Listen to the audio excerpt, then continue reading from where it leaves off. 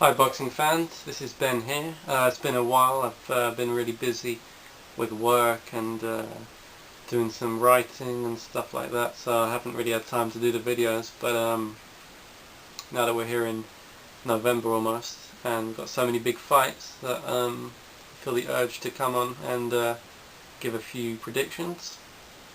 Firstly, I want to give a shout out to people like The Wire continues to do a great job. Julian Williams with The Distance, it's a great channel. UK Wing Chun student, I think that's the name. He's a great guy and very funny videos, great predictions. Everyone really, Buddha Star, Blood Boxing, he's had some issues, but it's good to see he's still on here. I'm forgetting some. Guard Your Grill, they haven't been on for a while, but they're great.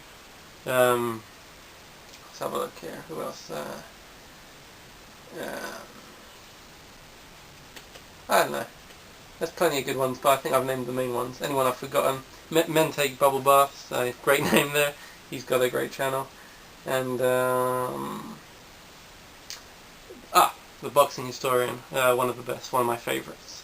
Okay, so this video is about the David Haye Audley Harrison fight, which is in about 2 weeks' time.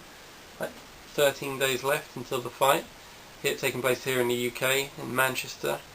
Now, unfortunately, I can't go to that, but I'll be watching, of course, on pay-per-view. Now, my prediction is that I know it's not a very bold prediction, but I'm going for David Haye to win the fight. Might not necessarily be as easy as some people are making out. When the fight was announced, people were thinking that Haye was gonna win very easily in one round. But as the weeks have gone on, people have seen how hard Audley is training. He was out in California training in the Big Bear Mountains. He's extremely focused. He knows this is his one chance to become a world champion. David Haye, meanwhile, has been training here in London, near Victoria Station, I believe, and Vauxhall here in London, looking from the footage the other day that was on Sky Sports, Haye also looks in tremendous shape, as you would expect from a great athlete such as himself.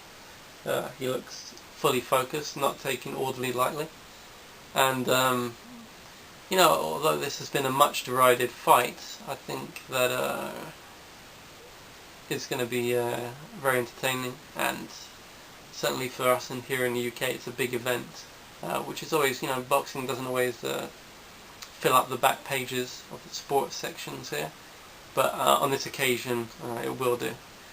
So expect in the next week or so things really to be ramped up, and daily coverage on Sky Sports and in the main newspapers here.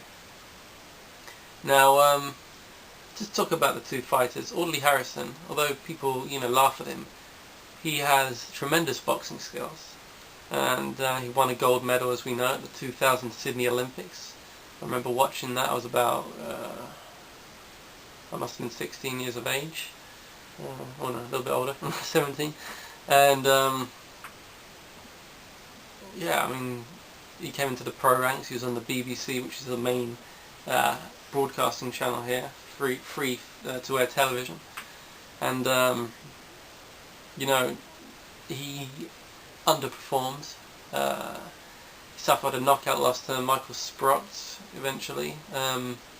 Although he was caught with a great shot, it wasn't like he had a bad chin. He was winning the fight, but he got caught with a great shot.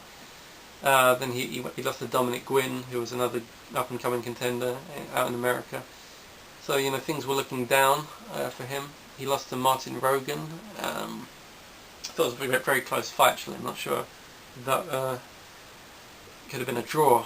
But then he came back. He won Prize Fighter with some stunning knockouts.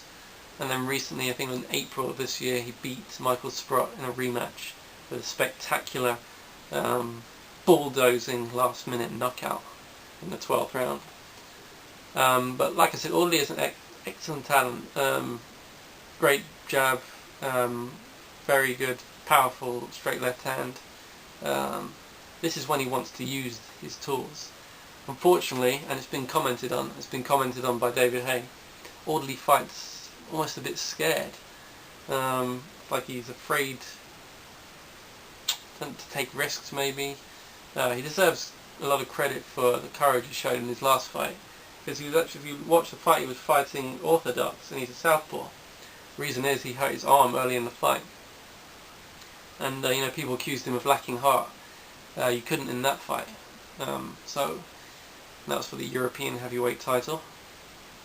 So I see Audley putting on a better show than people think. Let's talk about David Haye. David Haye is very fast, both with his feet and his hands. He's got tremendous punching power. He's knocked out about 22 of 24 opponents. One defeat, as we know, to Carl Thompson. He is one of the men at the moment. In the heavyweight division, he's got one of the belts, the WBA title, which this fight will be for. And he seems to be on the top of his game. Unless he gets tired, and some have accused him of having a stamina problem, unless he gets, unless he taking Audley lightly, I don't see him being caught. I expect the fight will be David Haye, circling on the outside, but then coming in with blistering combinations. David Haye doesn't throw too many jabs. He likes to circle, feint a lot, and size up his opponent, and then start throwing big bumps. Audley, I believe, will not fight too much different in this fight to what he normally does. I think he'll stay on the outside, try to establish the jab, and he'll look to counterpunch. He'll look to knock Haye out with Haye coming in on the inside. I think Haye will probably be too quick, and he could perhaps force the stoppage of his own by the referee. If Audley's taken too much punishment, too many heavy shots, like John Ruiz was in their last fight. Ruiz wasn't knocked out cold, he was just taking too many punches clean. So that's what I think is going to happen in the fight. Let me know your comments. I haven't really prepared this too well, so that's why I'm stuttering a little bit. But I'll be back soon with another prediction. Laters.